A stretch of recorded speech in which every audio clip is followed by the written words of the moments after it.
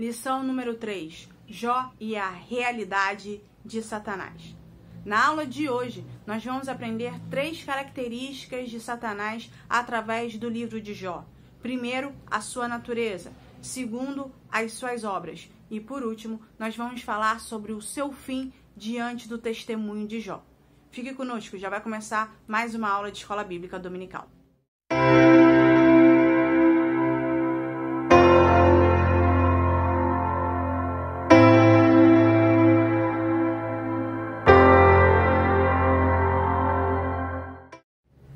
A paz do Senhor, meus amados irmãos, bem-vindos a mais uma aula de Escola Bíblica Dominical. Como eu já disse, hoje estudaremos a lição de número 3, que tem por título Jó e a realidade de Satanás. O texto base da lição de hoje se encontra em Jó, capítulo 1, do versículo 6 ao versículo 12. O autor da aula também pede que se faça meditação em Jó, capítulo 2, apenas o versículo 4 e o versículo 5. Aqui, como de costume, eu apenas vou destacar um dos textos. Nesse caso, eu fico com Jó, capítulo 1, apenas o versículo 6 e o versículo 7. Por isso, mais uma vez eu convido você e a sua amada família a me acompanharem na leitura oficial de hoje. Diz assim a palavra do Senhor em Jó, capítulo 1, apenas o versículo 6 e o versículo 7.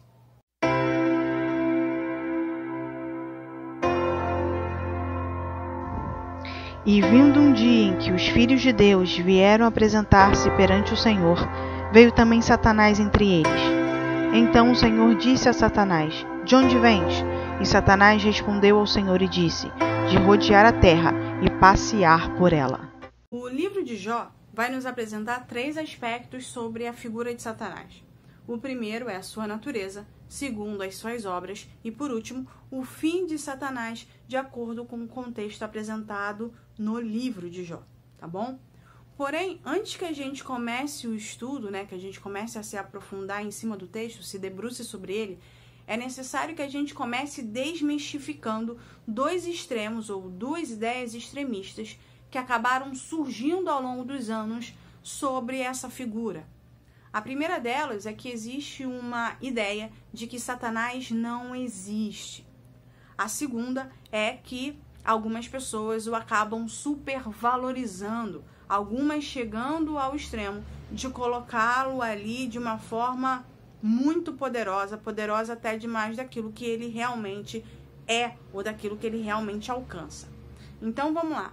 Essas 2 ideias, elas acabaram surgindo com muita força durante os anos, porque houve um mau combate aí do nosso lado com relação a essas duas perspectivas.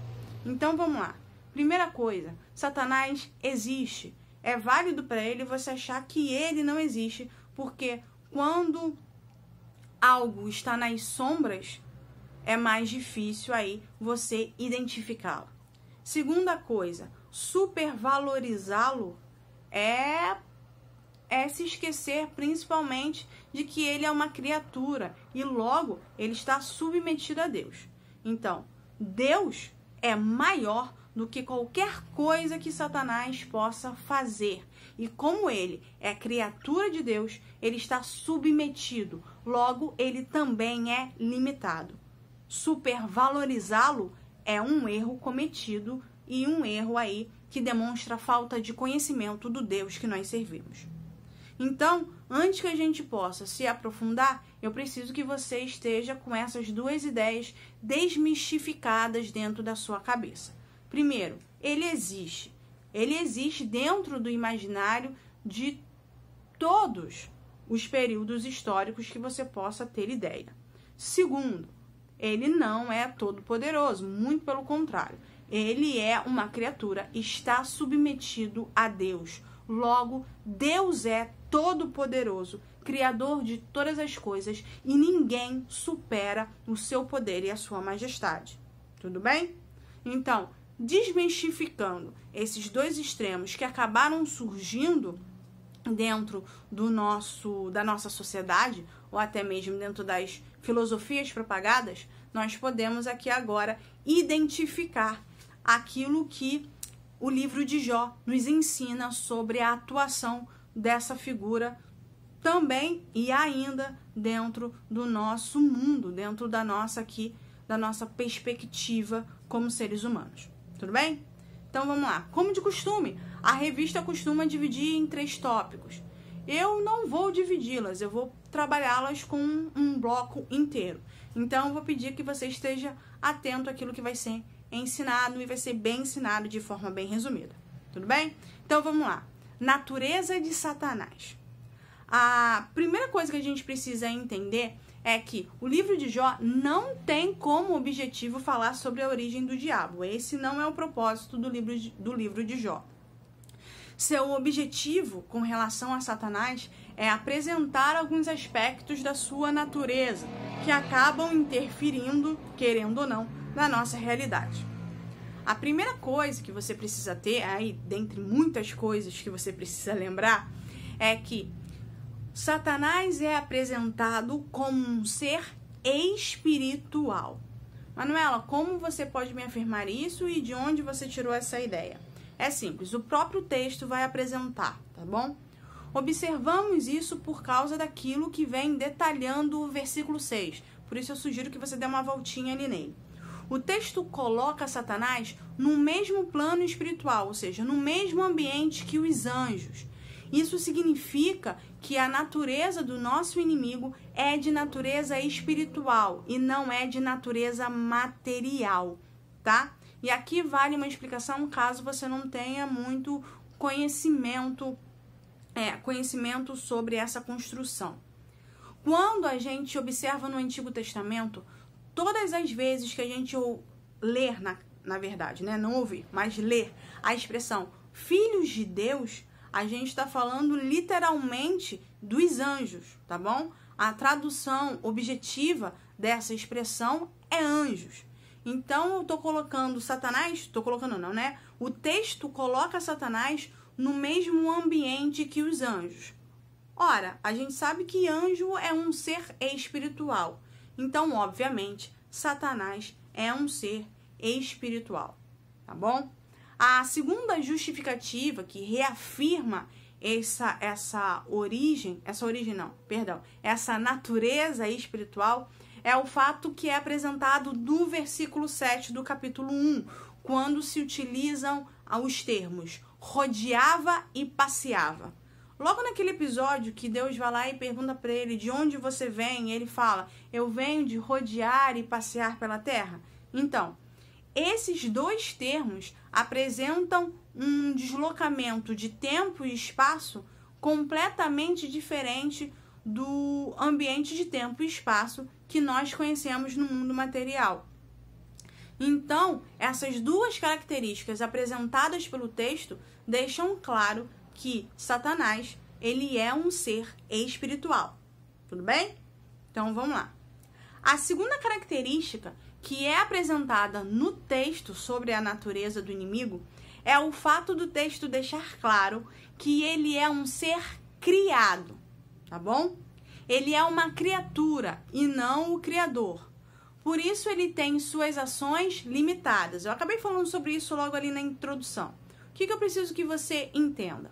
Eu preciso que você entenda que quando a gente vai estudar a origem de Satanás, vai nos ser apresentado um contexto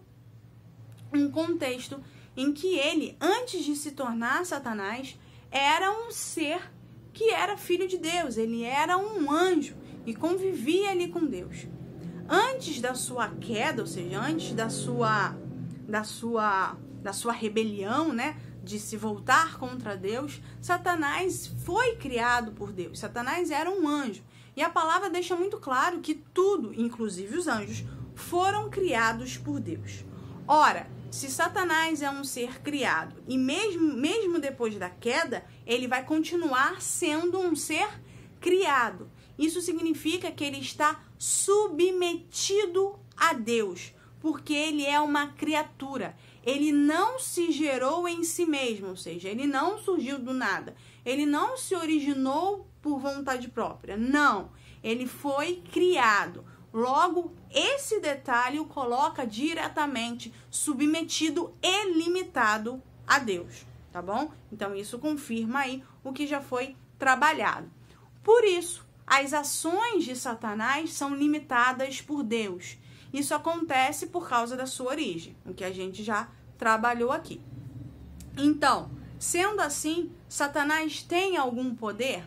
Tem, mas ele não tem autonomia, tudo bem? Qualquer coisa que ele for fazer, ou qualquer coisa que ele intenta fazer, ele precisa da permissão de Deus. Isso acontece em 2 momentos. Isso acontece com Jó, como a gente está estudando aqui, e isso também vai acontecer lá na frente com Pedro, onde o próprio Jesus vai dizer, olha, Satanás, Pedro, sossega aí, porque Satanás pediu aí para cirandar com você feito trigo. Então, isso fica claro que Satanás está submetido a Deus, tá bom? Ele não faz tudo o que ele quer, na hora que ele quer, assim, desse jeito, não. Ele precisa da autorização divina, tá?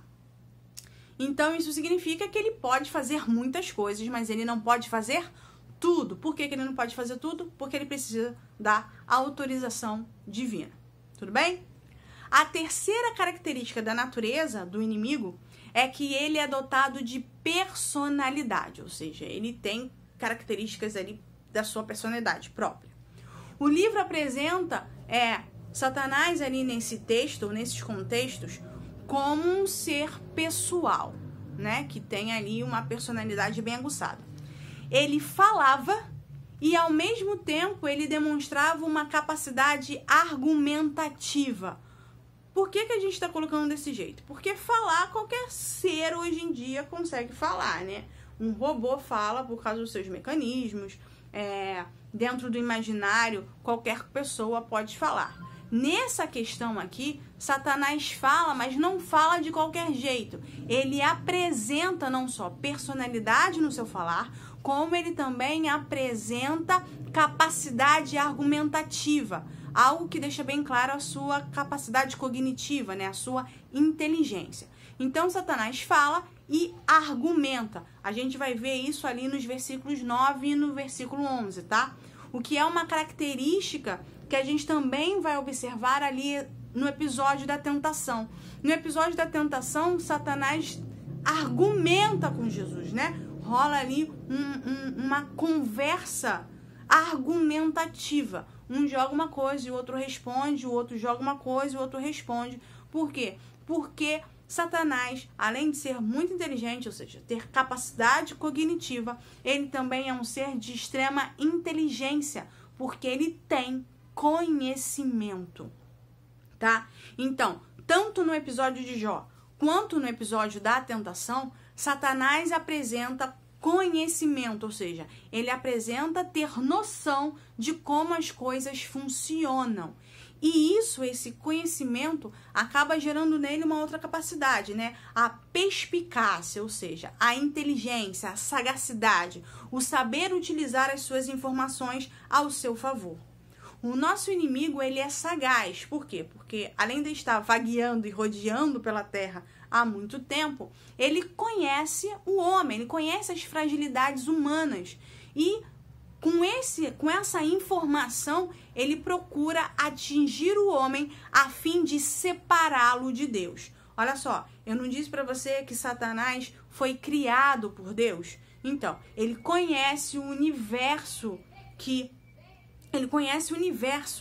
rodeia Deus, ele conhece as coisas que Deus tem, ele experimentou da convivência com Deus, então ele sabe. Ao mesmo tempo, ele sabe o que é o ser humano, porque ele observa o homem, ele estudou o homem, então ele conhece as fragilidades do homem, da mesma forma que ele conhece o poder, a graça e a glória de Deus. Então, essas informações o ajudam a procurar aquilo que Paulo diz, né? A formar aquilo que Paulo diz de ardis, né? Ou de ciladas, né? Ou de, como é que eu posso dizer?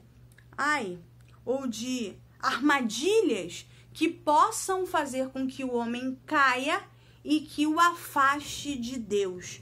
Então, Satanás conhece a lei de Deus. Então, ele sabe que o homem não pode fazer determinadas coisas, porque se ele fizer determinadas coisas, Deus vai se afastar dele, porque Deus não gosta do pecado. Então, ele manipula as situações para levar o homem perto das suas fragilidades, a fim de que o homem caia na tentação, a gente já vai falar sobre isso daqui a pouco, caia nas suas armadilhas, para que esse homem se afaste de Deus, por causa da barreira do pecado. Então, o seu inimigo, ele não é burro, ele não é idiota. Muito pelo contrário, tá bom? Ele tem conhecimento, ele é inteligente e ele é sagaz, tá? O apóstolo Paulo, né, como eu já disse lá, tanto para Coríntios quanto para Efésios, ele vai fazer esse alerta, ó. Toma cuidado, porque vocês não estão brincando aí com qualquer pessoa. A gente não tá lidando com um inimigo qualquer. Não subestime o inimigo, porque o inimigo ali, ele tá pronto para derrubar o homem, porque ele tem inteligência, sagacidade e principalmente conhecimento. Da mesma forma, esses ardis, né, essa manipulação para encurralar o homem também foi utilizada para garantir aí que Jó padecesse sofrimentos. Tá legal? Agora que você já sabe que Satanás é um ser espiritual, que Satanás, ele é inteligente, né? Ele tem sagacidade, ele tem conhecimento. Agora que você também já sabe que ele é um ser que é limitado e está submetido a Deus, porque ele é um ser criado, nada mais nos impede de falarmos pelo segundo tópico, as obras de Satanás. Sim, existem obras que são malignas e nós precisamos identificá-las. O texto de Jó, mais uma vez, vai aí apresentar como essas obras aparecem na nossa realidade, tá certo? Então, a primeira coisa aí, o primeiro objetivo de Satanás é imputar dor e sofrimento, tá bom? Satanás não pode atingir a Deus, tá bem óbvio. Deus é Deus Todo-Poderoso, Deus é bom demais, tá certo? Então, ele atinge quem? Se ele não pode atingir a Deus, porque Deus é Todo-Poderoso e ele conhece a Deus, ele quer atingir a Deus, ele quer ferir Deus de alguma maneira. Então, o que ele faz? Ele vai lá e atinge aquilo que Deus ama. E o que é que Deus ama? O homem. Então, ele vai colocar todos os seus esforços em cima de quem? Em cima do homem, em cima dessa criatura que Deus ama tanto. A sua missão, né, no caso aí, a missão do diabo se estabelece aí, em agir contra o homem para atingir a Deus. É da natureza dele provocar dor e sofrimento, a fim de que eles se voltem contra Deus. Por que dor e sofrimento é um detalhe importante para que o homem possa se voltar contra Deus? Você muitas vezes já ouviu, quando alguém está passando por uma prova, ou está passando por um momento difícil, aquele questionamento da primeira aula. Onde é que está Deus? Deus não gosta de mim? Por que eu estou padecendo esse sofrimento? Por que eu estou padecendo essa dor? O sofrimento e a dor, quando elas não são compreendidas, elas podem levar ao homem a fazer esses questionamentos sobre Deus. E pode sim levar muitas vezes o homem a pecar contra Deus. Então, a dor e o sofrimento são armas utilizadas pelo inimigo da nossa alma para que nós venhamos nos afastar de Deus, tá bom? Manuela, me prova. Prova. Se você reparar, logo depois que ele é autorizado por Deus, tá vendo aqui, ó, depois que Satanás é autorizado por Deus, a primeira coisa que Satanás vai fazer é criar um caminho de estratégia. Então, nós vamos observar agora qual é o caminho de estratégia que ele vai utilizar. A primeira coisa que Satanás vai fazer é atingir aquilo que na concepção de Satanás é o que segurava Jó na presença de Deus. Nesse caso, as suas posses. Então, a primeira coisa que Satanás faz é tirar as posses de Jó. Manuela, isso cria algum efeito?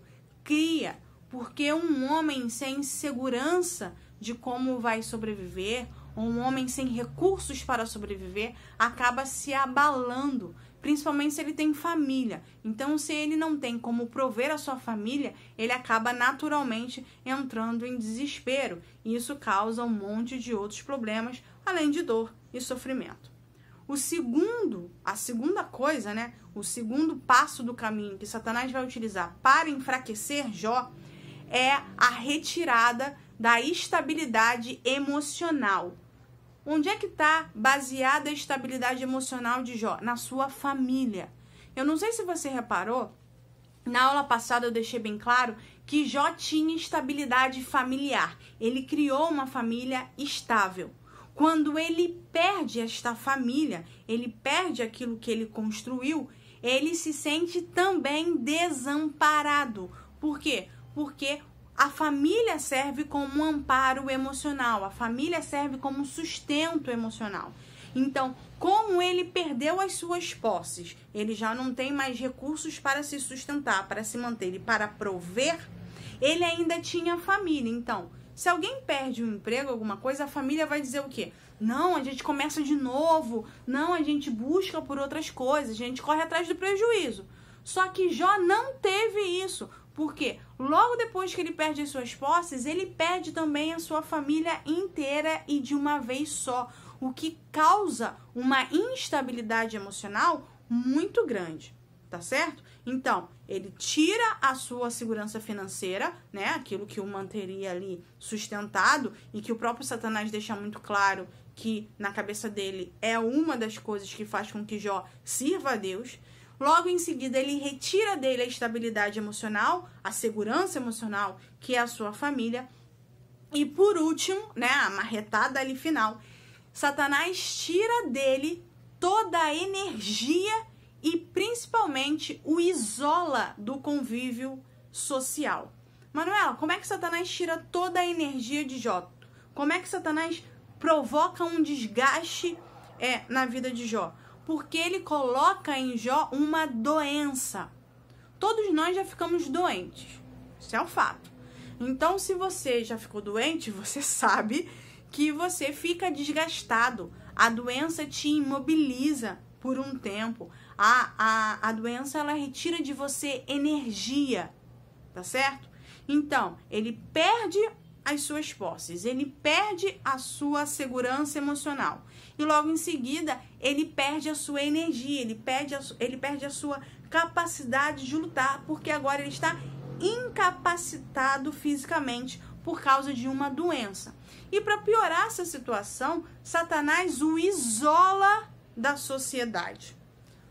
Manuela, isso é um problema? Isso é um problema. Porque nós sabemos que um ser antissocial vai ter dificuldades durante a sua vida. Nisso vai vir depressão, vai vir vários outros problemas emocionais. Então, com Jó não seria diferente, porque ele é afastado de uma vida social, tendo ele sido um homem de convivência social, isso aumenta mais o desamparo que o rodeava naquele momento.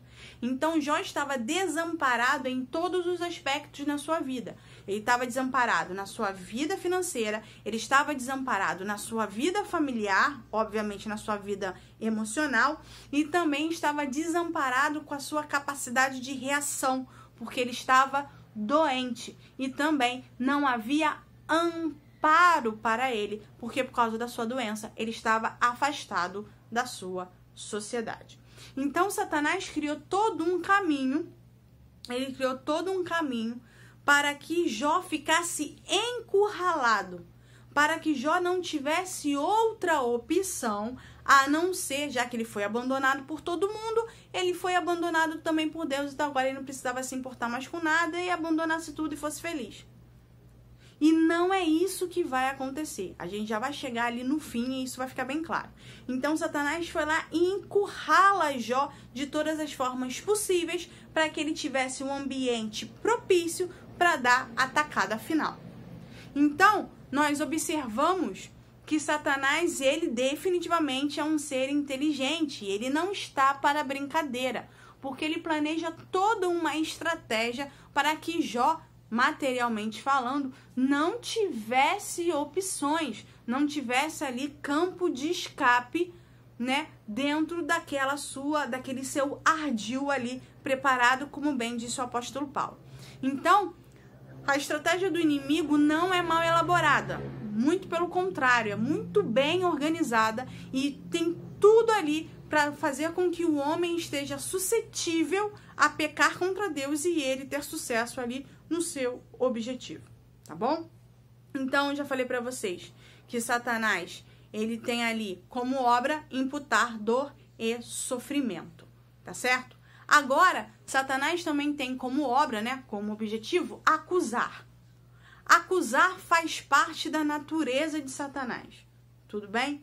É uma coisa que é inevitável dele. Ele vai te acusar mesmo, porque essa é a função dele, tá? Jó, ele acusa Jó. Ele acusa Jó em duas frentes. Na primeira frente, ele vai acusar Jó de ser religioso e que sua crença em Deus, ela só era motivada por interesse, porque Deus beneficiava ele, né, com dinheiro, com uma família estabilizada, com coisas boas, tá? Essa é uma característica do inimigo, uma característica de acusador. De novo, a figura de Pedro aí vai aparecer ali em Lucas.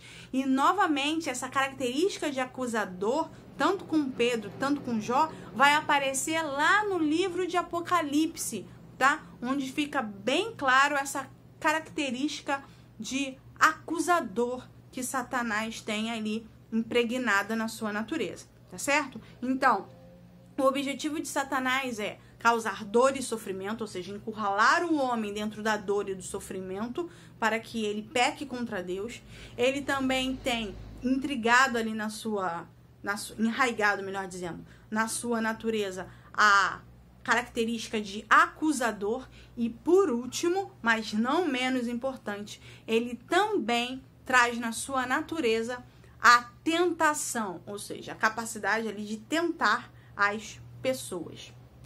Isso significa que Satanás, ele estimula o homem para o mal, ou seja, ele provoca o homem a agir com maldade, tá certo?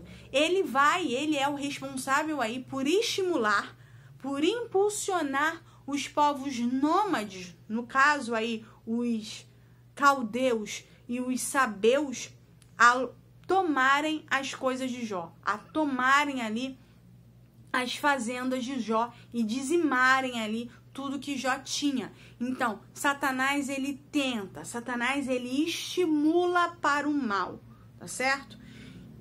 E essas três coisas fazem parte da natureza dele. Ele sempre vai agir por uma dessas frentes, ou por dor e sofrimento, ou por acusação, ou pela tentação, tá? Então, ele vai te atacar sempre em todas as frentes possíveis. Por quê? Porque ele quer te separar de Deus. E ele tem conhecimento tanto daquilo que Deus é, tanto daquilo que o homem é e as suas fragilidades. Tudo bem?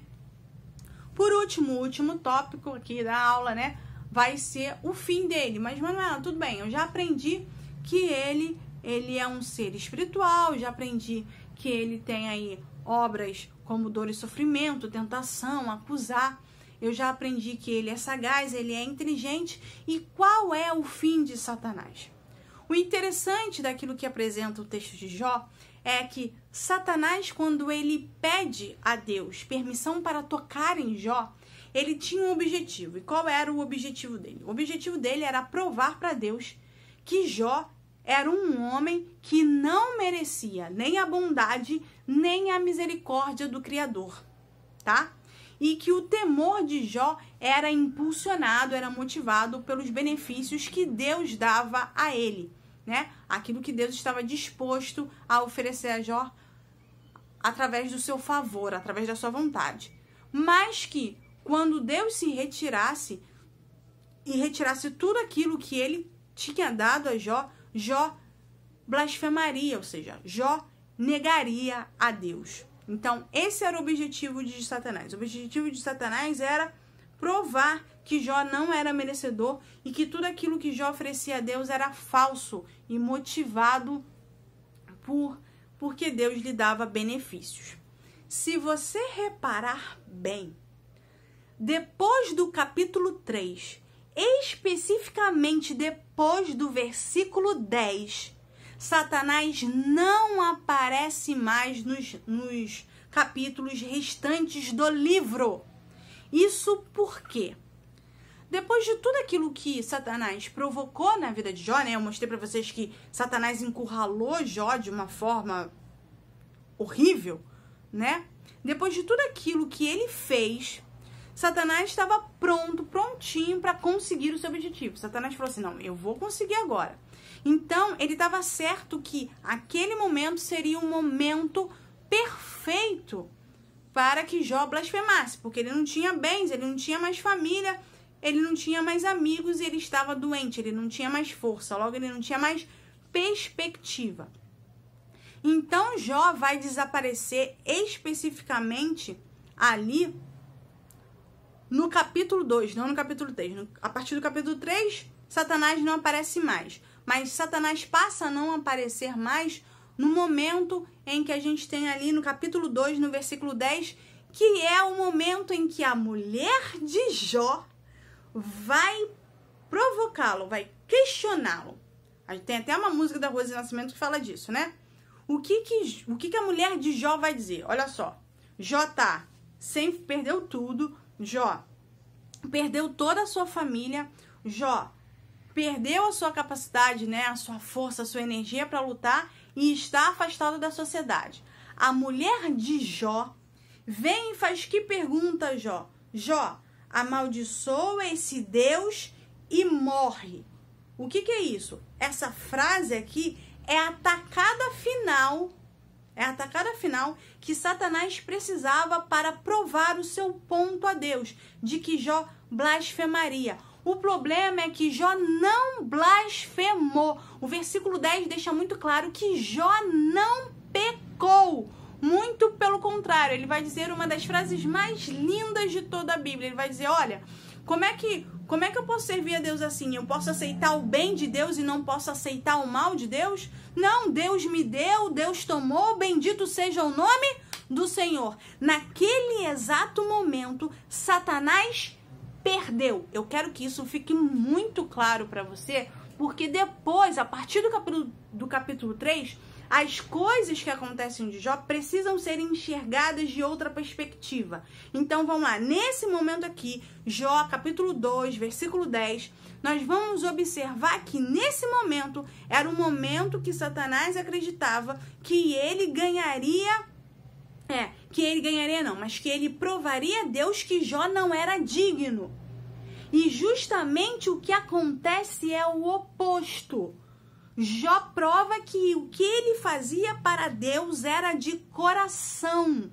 Porque no momento em que ele tinha tudo para ouvir o conselho da esposa, amaldiçoar a Deus e esperar a morte, ele faz o oposto, ele glorifica a Deus. Se o ponto era que Jó só servia a Deus por causa de todos os benefícios, e tudo já lhe foi tirado, e mesmo assim ele não blasfemou, isso prova que Satanás perdeu. Agora, se Satanás perdeu, por que Jó continua na prova? Isso aí você vai ter que aguardar os próximos capítulos. Tô brincando. Aí a gente vai observar isso nas próximas lições. Então, Jó não peca. O versículo 10 deixa claro lá. Jó não pecou. Ele não blasfema diante do sofrimento. Ele não blasfema diante da dor. O que faz com que seja reafirmado aquilo que Deus já havia testemunhado sobre ele. Ou seja, mesmo diante do sofrimento, mesmo diante da dor, Jó se manteve como um homem justo, reto e temente a Deus. Isso vai ser reafirmado lá no capítulo 42. Isso foi dito no capítulo 1 e vai ser reafirmado no capítulo 42. Por que eu já posso ir lá pra frente? Por que eu já posso ir lá pra frente, gente? Eu já posso ir lá pra frente porque Satanás perde quando Jó vira e responde à esposa e diz: olha, Deus me deu, Deus tomou, bendito seja o nome do Senhor. A prova que Satanás queria causar ali era que Jó blasfemaria. E isso não aconteceu. Por isso, Satanás desaparece a partir do capítulo 3. Ele não aparece mais até o capítulo 42. Ele some dali, porque ele já não faz mais parte do propósito divino para a vida ali de Jó. Agora eu queria que você meditasse será que assim como Jó, Deus pode reafirmar aquilo que somos diante dos homens e diante do nosso inimigo? Será que diante das nossas dificuldades nós teríamos estrutura para nos mantermos glorificando e bendizendo o nome de Deus e não blasfemando contra Ele? Fica aqui o meu questionamento para a sua reflexão pessoal. Então eu quero aqui, agora eu chego na conclusão, eu quero que você saia dessa aula compreendendo o quê? Que o nosso inimigo tem poder, mas que também é limitado pela vontade de Deus. Ele é limitado por Deus. Então, o poder que ele tem não chega aos pés do poder de Deus, ele não pode agir sem autorização do Pai, tá certo? Que ele é um ser criado, que ele está submetido, tá bom? Eu quero que também você se lembre que você não está brincando com um inimigo qualquer. Ele é perspicaz, sagaz, ele é inteligente e ele só espera uma oportunidade para causar dor e sofrimento. Mas eu também quero que você saia dessa aula lembrando que Deus é maior e que mesmo durante todo o sofrimento de Jó, Deus estava lá, mesmo que oculto, mas ele estava lá. E no momento certo e na hora certa, Deus se manifestou para glorificar o seu nome na vida de Jó e verdadeiramente se apresentar a Jó como Deus verdadeiramente é. Então, meus irmãos, essa foi a aula de número 3 da nossa lição debruçados sobre o estudo de Jó. Eu espero que você tenha compreendido. Caso você tenha alguma dúvida, por favor, deixe a sua pergunta aqui embaixo. Ou se você é da minha igreja, você já sabe ali aonde me encontrar. Você já tem os recursos para me achar. Amém? Também quero pedir para você que se você gostou desse vídeo, por favor, não esqueça de curtir esse vídeo, de comentar aqui embaixo. E se você puder, compartilhar esse vídeo com seus amigos aí, com seus familiares. Tá certo? Nos ajude aí a continuar levando a palavra de Deus, mesmo em tempos de pandemia. Amém? Que Deus a todos abençoe vocês. Um excelente domingo e até a próxima aula.